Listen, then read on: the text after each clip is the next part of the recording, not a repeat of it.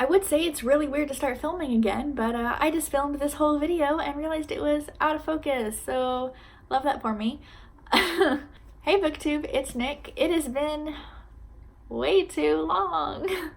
So I'm back, finally. I realize it's the middle of August and I have yet to do a June or July wrap up, so that's what I'm doing here today. Woo! Okay, so hopefully I'm a little more coherent this time because last time I tried to film this, a few minutes ago, I couldn't put any of my words into sentences that made sense. So let's just get started. In June, I read 8 books, so that's actually pretty decent.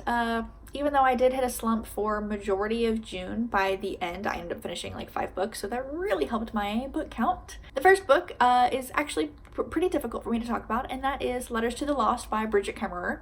I did give this 5 stars, but it's very hard to put a number on a book that is so incredibly personal to me. If you didn't watch my very unconventional May wrap-up, I did talk a bit at the end about just some life things that have happened to me. So at the end of May, I did lose my grandfather to cancer, so that's a huge reason why I've been inactive and also in an incredibly long book slump.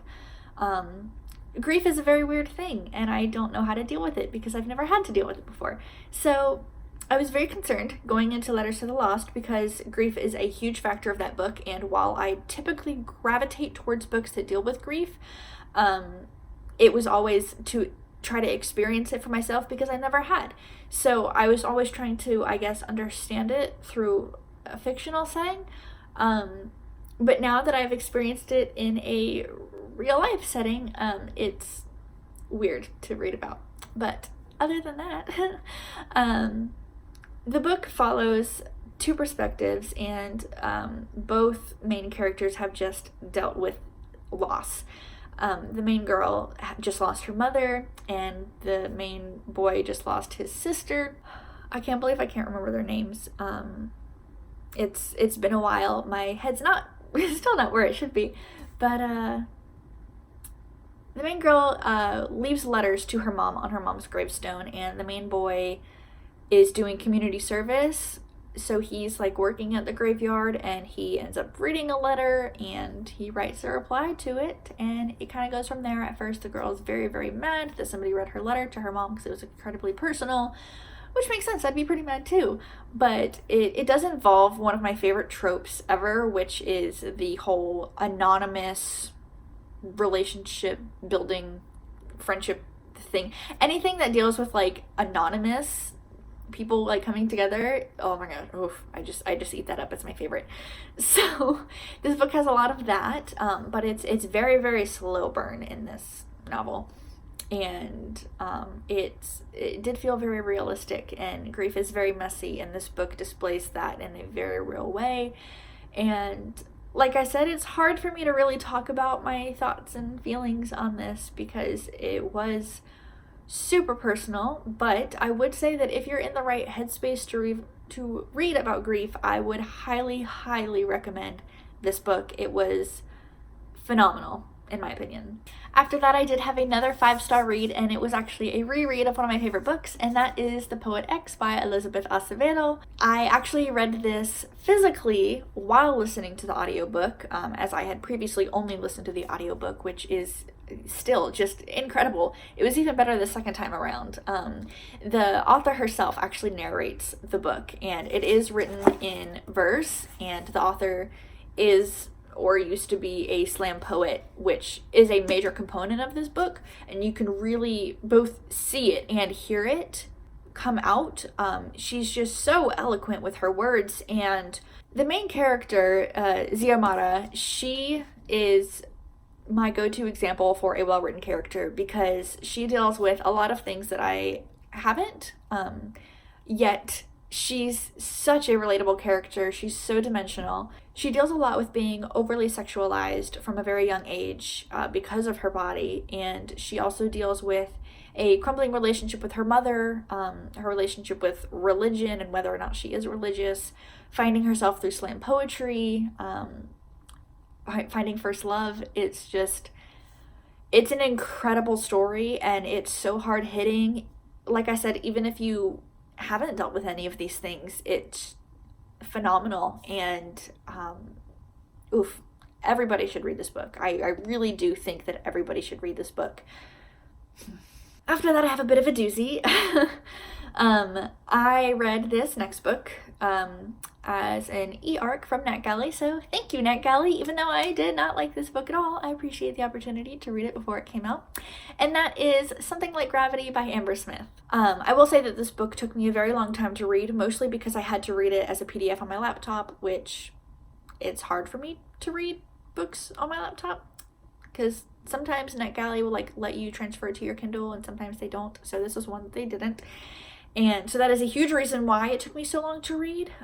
But for the first half of the book, I really genuinely thought that I was going to give it maybe even a 4-star. Like, I really was enjoying it. But it turns out I had a lot more issues with it than I originally thought. Let me start off by saying that Amber Smith, while she is in the LGBT plus community, she is a cis woman, and one of the main characters who has a point of view in this book is a trans male, and Amber Smith is not. So I cannot speak on that specific representation as a cis woman. So do with that what you will. I would definitely just listen to trans reviewers on their opinions of how that was portrayed, because I can't say whether or not it was good. I mean, I didn't think that there was anything super wrong with it that I could tell. Doesn't mean that there wasn't. That aside, my main problem actually wasn't with Chris. I actually really liked Chris as a character. My main problem was with Maya, the female POV. Okay, so Chris had to move in with his aunt, where she lives in his mom's hometown, his mom's sister, and because he came out as trans and there was like this awful bullying situation that put him in the hospital, and so his relationship with his parents is kind of a wreck right now. So he's temporarily living with his aunt, and the next door neighbor, Maya, is the same age as him, so they become friends. But Maya is grieving the loss of her sister, who died in like just a freak accident. She just collapsed while playing volleyball or something. So they're dealing with that. However, she didn't really get along with her sister at all. So her grieving process is very weird, which I have learned grief is a weird thing. But her way of coping is running around with her sister's camera, because her sister was a photographer that was like her whole life. And she's trying to recreate her sister's favorite shots that she like has on the wall of the barn, which was like her photography studio. But Maya's running around with the camera that has no film in it, trying to recreate the shots, which in itself isn't weird, except for the fact that she takes it to levels that she really shouldn't. Like, she ends up climbing into a tree and spying on this party that she wasn't invited to, and Chris basically has to like save her because she got caught in the tree spying on the party and taking pictures. This next part, I'm going to put a thing for spoilers here, so if you don't want to hear the spoiler, mute or skip until you don't see this banner anymore. Okay, so there was one part where I felt so sick reading it. It was incredibly creepy and voyeuristic and so unsettling. After Maya goes to Chris's room for the first time, she sees this stained glass door, which she had seen previously in a picture that her sister took. So she kind of like, she can see Chris's room from her room, I'm pretty sure, like through her window. But they live out in the country, so it's, you know, there's a decent amount of space between the two houses. But she's waiting for Chris to go on a run, because Chris is a runner. And as soon as Chris leaves, she like climbs up his balcony and is trying to get a picture of this stained glass door, which is already weird because she's like in his room. But the thing is, Chris actually comes home from the run early, and instead of just being like, hey, by the way, I'm here, I just wanted to take a picture of that door because it's really cool, or just, you know, immediately leaving, no, she like ducks down and hides, and is watching Chris get undressed and sees that he's wearing a binder, and then pretends that she doesn't know that Chris is trans. And so when Chris actually comes out to her the way that he wants to, she doesn't tell him, oh, I already knew. She's just like, okay, this is fine. Oof. I really felt sick reading that part because I really hated Maya. Okay, spoilers over. Another reason that I really hated Maya, aside from that, was she is a pathological liar about things that really just she doesn't need to lie about. There's this one part where Chris asks her what her dream is, and she tells him her sister's dream. She's like, oh, I want to be a photographer and travel the world. Literally, there was no reason for you to say that ever. Like, you could have just said not that. So then Chris thinks that she's wants to be a photographer, and that's why she's always running around with the camera. And so he like takes her on these drives to go places to take cool pictures, and is like running around with her while she's taking pictures. She's I don't know, it's just whew. Also, I don't know how else I would have liked the ending to go, but I still didn't like the way that it ended. And just really the whole book, but especially the whole second half of the book, was a mess, and I can't in good conscience recommend this, but I'm not gonna say don't read it. Yeah, like I said, I gave it 2 stars. I didn't like it. Okay, so the next book that I read / listened to, because I actually listened to the audiobook for this, was The Sun Is Also a Star by Nicola Yoon. I started reading this in May for Sailor Moonathon, and I just finished it at the end of June, but it's fine. I did end up giving this 4 stars. I think originally I was going to give it 3.5, but I really liked the way that it wrapped up, so I bumped it up to 4 after further reflection. But this follows Natasha and Daniel, and Natasha is about to get deported back to Jamaica, where her family's from, because her father got a DUI and realized that they were living in America illegally. And then Daniel is dealing with the expectations that his Korean parents have placed upon him on what they think is the American dream versus what he actually wants to do with his life. So they meet coincidentally, and the whole book takes place over the course of a day. They're kind of like just tagging along with each other as Natasha's trying to undo what her dad has ruined, because her whole life is in America. She's doing everything that she possibly can, talking to lawyers and paralegals and the immigration office and everything, trying to find some way to stay in America. And Daniel has an interview for, I believe, Harvard. I think that's the school that he has an interview for. Maybe it was Yale, but I'm pretty sure it was Harvard. One of those elite schools. He has an interview that day, and he's like even debating going, and Natasha's like, no, you have to go. And it was really cute. I was really concerned because, I mean, it does only take place in one day, so there is an element of insta-love, but I do think that the way it was done was really, really good. And although there were a few parts that I was infuriated at, I do like the way that everything was handled and wrapped up. And I did walk away from that book feeling hopeful. I would like to reread it in the future, maybe physically, since I did already listen to the audiobook, which really was an incredible experience. I do recommend it for sure. I do wish that I'd given more of the time and dedication that it deserved, though, because I do feel like listening to it over the course of 2 months instead of like a week did hinder my enjoyment a little bit, just because I had to keep trying to get back in the mindset of reading the book. But it was a really good book, and I do definitely recommend it. After that, I have a book that I'm very excited to talk about. I gave this 5 stars, and that is The Unhoneymooners by Christina Lauren. This was doubly enjoyable for me to read because I buddy read it with Diana, who I've talked about many times on my channel. Again, I'll always leave her Twitter in the description whenever I mention her. This was so good. This is the 3rd Christina Lauren book that I've read, and my favorite by far. It was so good. The best enemies to lovers I think I've ever read. So we follow Olive and Ethan, and Olive's twin sister Ami is marrying Ethan's brother Dane.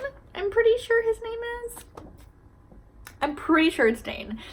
It's been a little while since I've read this, but Ami is notorious for winning giveaways, contests, all of the above.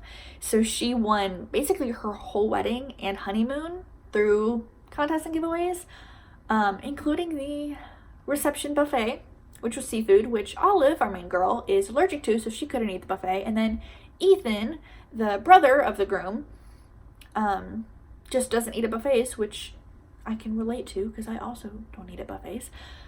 But they are the only two who come out unscathed from the dinner.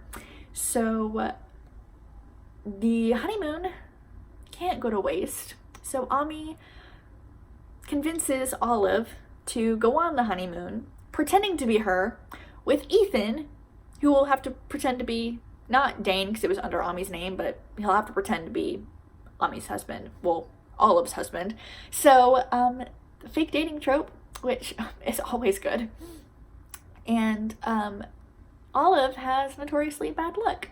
So, of course, they keep running into people that they know while they're in Maui on this honeymoon pretending to be married. So it's just a really wild ride. It was so much fun. It was really, really cute, and I really want to reread this really soon. Like, I just read it, but I already want to reread it because it was just so cute. So I definitely recommend reading this if you like romance. I don't know if this is technically new adult or adult, but either way, it's really good. So yeah. After that, I read The Tea Dragon Society by Katie O'Neill. This is a graphic novel. I don't really know how to summarize this, but basically this young girl is studying under her mom to become a blacksmith, which is like a dying art, but she happens to find this lost dragon, and her dad's like, oh, I know who the owner of that dragon is, and so she returns the dragon, and it turns out it's a tea dragon, and they're these cute little dragons, and they make tea leaves, and with the leaves, like, if you drink the tea, you can see past memories, and it's really cute. And the Tea Dragon Society is something that used to exist, but it doesn't anymore. So the young girl's like, oh, I don't remember her name. I'm so sorry. She's like, oh, like, let's, make it a thing again. So it's hard to describe, but it's very, very cute. I gave it 4 stars. It's kind of hard for me to rate graphic novels because I don't read them that often. But it was cute. I enjoyed it. I'd read it again. The art style was absolutely adorable and phenomenal. So I would say just based on that alone, you should read it. It was a very, very quick read. Yeah, it was really cute. I don't know what else to say about it, but it was just really, really adorable. After that, I finally finished Beds Are for Flowers by R.K. Gold. I started reading this in May for the Sailor Moonathon, and I just finished it at the very end of June. So, this is a short middle grade fantasy novel, and one of the reasons why it took me so long to read was because even though it's fantasy, it does in a way deal with, it hugely deals with death and the afterlife, and I was absolutely not in the right headspace for that at the moment I was reading it, so it definitely took me longer than it should have. I did end up giving this 4 stars. I will say there were a few bits that at first were confusing, but by the end, everything kind of comes together. The end. So in the book, the afterlife / death is kind of referred to as the end, and reapers will help guide you around the end to get to Ganiden, I think, which is like the afterlife place. It's been a minute. I'm so sorry. But the thing that really, really stood out to me in this novel was the characters. I mean, the plot itself is really, really cool and unique, and the writing was good and sucked you in, but the characters were so good. They were so realistic and dimensional and really just stole the show for me. And while it is technically middle grade, this book, I feel like you could be literally any age and read it, because it's just so involved, but so easy to read, but the characters are just so relatable, even if they are middle grade aged, if that makes sense. I hope I'm making sense. It was really good. I would like to reread it when I'm in a better headspace so I can fully appreciate it, but I am looking forward to reading the sequel, which I already have, which I believe is called Secrets Are for Flowers, which came out early June, so that's already out. You should go read both of them. They're very short. I think it was like 160 pages, something around there. I did read it on Kindle because it is it self-published? I think it's self-published. I might be wrong, but either way, very, very quick read. If I had been in the right headspace, I definitely would say that I would have read it in 1 or 2 days. So, okay, so the last book that I read in June was Prince Charming by Rachel Hawkins. I admit, this was a total cover buy. Look at that. That's gorgeous. The original cover, I'll put a picture of here. Whew, doozy. It got a name change and a cover change, which is great because literally who would pick that up? I'm sorry if you like that cover. I cannot relate. Anyway, since the cover change, this has gotten a lot of praise that I've seen. A lot of people have really enjoyed this book, as well as its companion, not quite sequel, but companion novel, Her Royal Highness, which I do want to give a try. So I gave this 3 stars, but it might be closer to like a 2.5 or 2.75. This was really hard for me to get through. Let me just say that. It's a short book. It's under 300 pages, but I felt like it took me so long to read. So our main girl, Daisy, her sister, Eleanor, I believe is her name, is getting married to the Prince of Scotland, whose name is Alex. And Alex has a younger brother named Sebastian, who's kind of like the royal wild child. He parties a lot, and Daisy has to go to Scotland because there's been some tabloid trouble with her ex-boyfriend giving this interview that made her look really bad. And so everyone kind of assumes that her and Sebastian are going to get together, which is kind of weird because their siblings are going to get married, but whatever.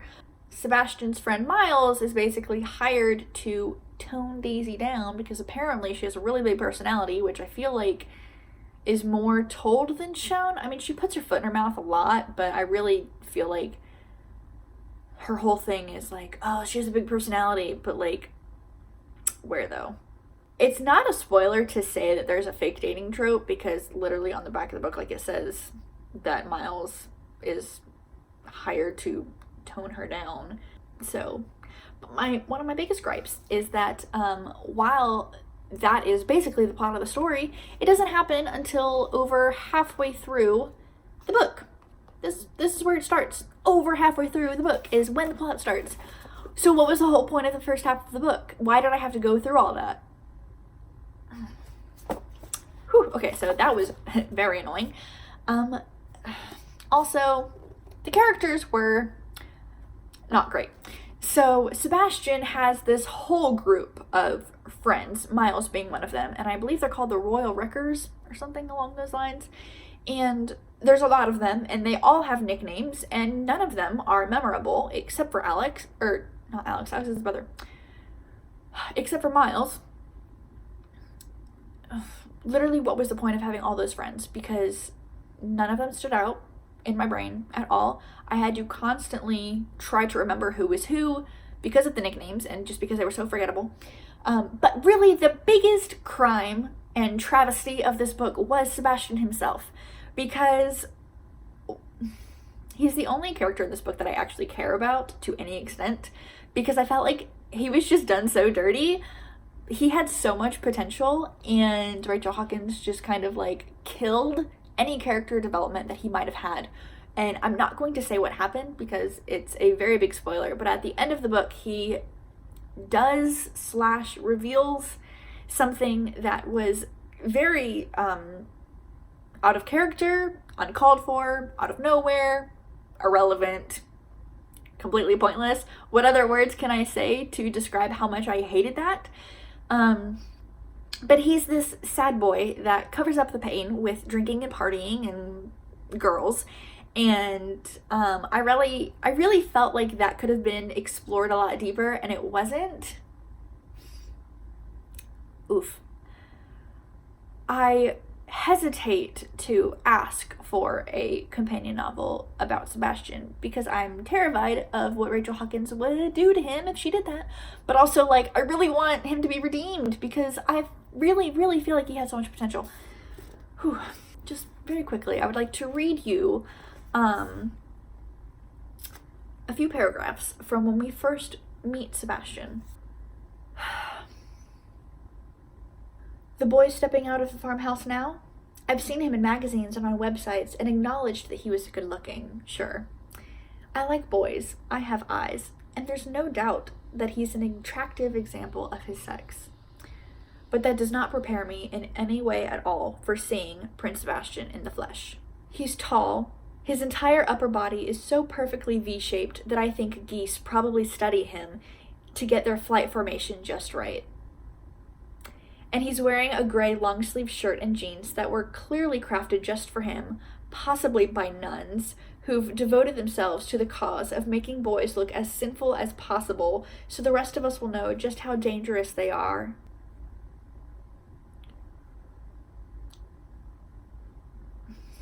Oh, that was one sentence, by the way. I get a handshake instead of a hug, which is probably for the best, as I think a hug with this boy might count as sexual contact. Still, his hand is warm and strong, and yeah, this is the same as third base with a regular boy.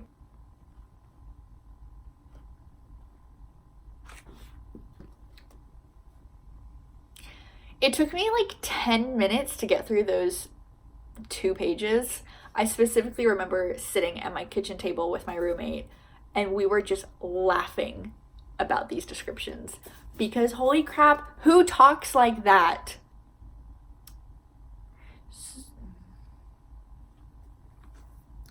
So yeah, I know a lot of people have enjoyed this book.